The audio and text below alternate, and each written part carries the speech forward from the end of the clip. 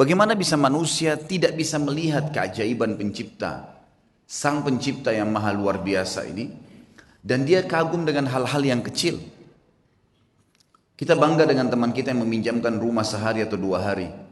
Bahkan pada saat kita dipinjamkan rumah, segala fasilitas diberikan oleh dia. Kulkasnya penuh, segala macam apa yang kita butuhkan penuh, ya, dipenuhi. Panel listrik tinggal dipencet, kemudian nyala semuanya. Remote AC tinggal dipencet, kemudian nyala semuanya. Lalu kita kagum dengan orang itu. Itu tidak salah, manusiawi. Tapi yang salah adalah Anda tidak bisa menilai panel-panel listrik yang besar. Teman-teman sekalian, bukankah ada matahari yang terbit setiap hari tanpa kita memencet panel listriknya? Bagaimana besarnya kita bangga dengan panel listrik yang kecil dan kita lupakan listrik yang luar biasa, yang tampaknya tidak ada makhluk yang bisa hidup. Bagaimana kita lupa dengan hal yang besar seperti itu? Bagaimana caranya kita bangga dengan lukisan seseorang tadi dan kita lupa dengan di depan mata kita ribuan makhluk, jutaan, miliaran dari hewan-hewan, dari serangga dengan suaranya, dengan warnanya, dengan gerakannya. Manusia depan mata kita dengan beragam macam paras wajah, warna kulit. Lisan kita bisa mengucapkan kata-kata dengan beragam macam bahasa. Bisa membedakan mana rasa manis, rasa asin, rasa segala macam asam dan seterusnya dalam waktu yang bersamaan. Hidung kita bisa membedakan mana bau wangi, mana bau busuk dalam waktu seketika. Kita lupakan sesuatu yang besar seperti itu dan kita bangga dengan hal yang kecil hanya karena teman kita menyemprotkan minyak wangi dan kita rasa wangi. Hanya karena kebetulan kita lewat di sebuah tempat dan kita bisa mengatakan, oh busuk bau ini. Dan kita lupakan alat di hidung kita yang bisa membedakan bau wangi dan bau busuk seketika. Bagaimana bisa manusia lalai dengan hal yang besar dan mereka bangga dengan hal yang kecil, saudaraku. Dan inilah upaya syaitan laknatullahi alaihi untuk menjauhkan manusia dari penciptanya Allah subhanahu wa ta'ala. Allah zat yang maha pemurah, maha penyayang, menyebutkan dengan beragam macam sifat-sifatnya. Dan memang kita lihat depan mata kita. Pada saat Allah betul-betul mengatakan alhamdulillahi rabbil alamin, segala puji bagi Allah Tuhan alam semesta. Memang semuanya memang dia yang ciptakan. Semuanya yang kita lihat dan kita lihat memang dia yang ciptakan. Dia pemilik alam semesta ini. Kemudian Ar-Rahmanir Rahim yang maha pengasih dan maha penyayang. Memang benar-benar dia maha pengasih dan penyayang. Fir'aun yang jelas-jelas mengaku sebagai Tuhan, membantah Musa alaihissalam, kufur kepada Allah dan mengatakan kepada Haman, ya Haman ubni li sarha la'alli attalu ila ilahi Musa wa inni la adhunnuhu kadhiba. Wahai Haman, buatin saya menara supaya saya bisa naik dan saya mau lihat Tuhannya Musa itu. Pencipta dia juga. Dia tantang seperti itu. Mungkin saya bisa lihat Tuhannya Musa dan saya pasti yakin Musa itu pendusta. Tapi apa perintah Allah kepada Musa dan Harun alaihi wassalam?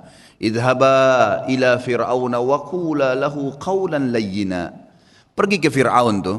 Hai Musa dan Harun, ucapkan kalimat yang santun. La'allahu yatadzakkar aw yakhsha. Siapa tahu dia mau sadar. Karena dia tidak ngerti nih. Dia enggak tahu itu. Allah subhanahu wa ta'ala dengan kasih sayang yang luar biasa sampai seorang pencuri pun kalau ketangkap, kepergok dan dikeroyoki oleh masyarakat, teman-teman sekalian, itu juga bentuk kasih sayang Allah kepada dia. Demi Allah, kalau Allah enggak sayang sama dia, Allah biarkan dia dengan kesalahannya, maka di depan mata dia ada lubang api neraka yang akan membakar dia.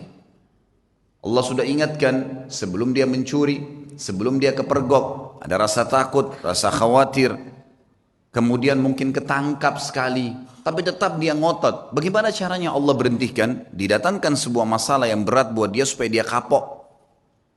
Kalau Allah biarkan dia tidak kebongkar, bayangkan berapa banyak kerusakan yang akan dibuat oleh orang ini.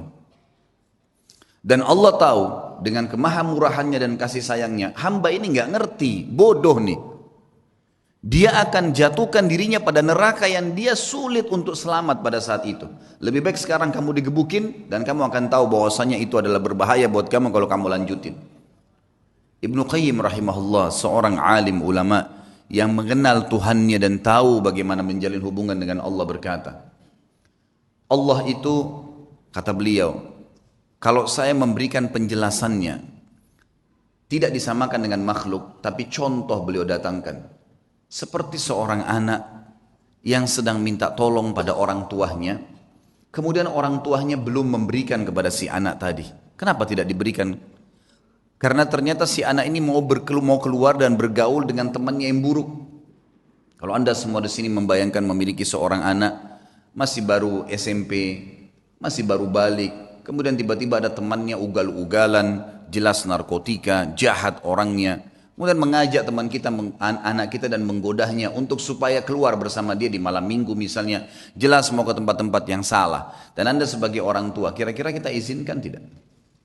Tidak bakal diizinkan. Kalau orang tua yang berakal, dia tidak mengatakan tidak nak, tidak bisa. Ayah, ibu tolong izinkan saya. Jangan. Ayah, ibu tahu. Kenapa kita melarangnya? Karena kita tahu anak ini tidak mengerti. Enggak kok, saya bisa jaga diri. Enggak mungkin kok bisa jaga diri nak. Ayah dan ibu lebih tahu. Kata Ibnu Qayyim, Allah Azza wa Jalla lebih tahu dan lebih cinta pada hambanya dari dirinya sendiri. Wong Allah penciptanya kok. Allah lebih tahu. Sampai kalau saking bentuk kasih sayangnya Allah, sampai keluarnya kotoran, maaf, dari dubur dan kemaluan Anda, itu bentuk kasih sayang Allah. Bayangkan kalau Allah nggak keluarin tuh bekas-bekas makanan. Bukankah orang kalau nggak bisa ngeluarin angin dalam 2-3 hari atau seminggu kembung kemudian harus ke rumah sakit? Bukankah kalau orang tidak, kita cuma tahu makan, kita nggak pernah tahu mana yang ada bakterinya atau tidak dari makanan tersebut, begitu masuk tenggorokan lalu tersortir dengan alami, dengan sistem yang luar biasa, sehingga mana yang jadi nutrisi tubuh, mana yang jadi kotoran.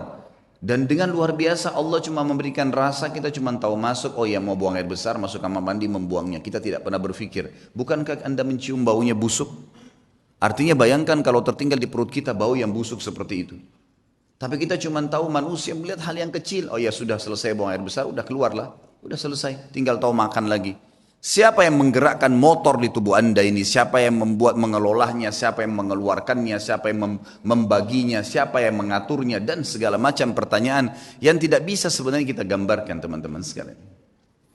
Saya sekarang ingin menyampaikan, mudah-mudahan Allah ikhlaskan niat kita, terutama buat diri saya sendiri tentunya. Indahnya menjalin hubungan dengan Allah Subhanahu wa Ta'ala.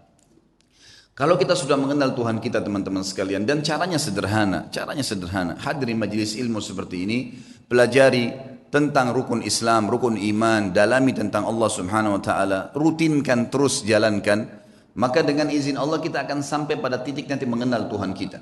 Dan kalau kita sudah mengenal Tuhan kita dan kita sudah akrab dengannya, perhatikan efeknya. Kita akan menjadi manusia yang super luar biasa. Kalau ada manusia, teman-teman sekalian, yang setiap kali diajak oleh temannya berbuat maksiat, dia jalan saja. Manusia, itu biasa. Tapi Anda bisa menjadi manusia yang luar biasa kalau mau. Di saat lagi diajak pada hal-hal yang haram, kita nolak, bisa. Dan itu hanya satu saja, orang yang tahu dan mengenal Tuhannya Allah Subhanahu wa Ta'ala. Sampai pada hal yang kecil, teman-teman sekalian. Sampai pada hal yang kecil, kita bisa terbentuk pribadi kita menjadi manusia yang luar biasa.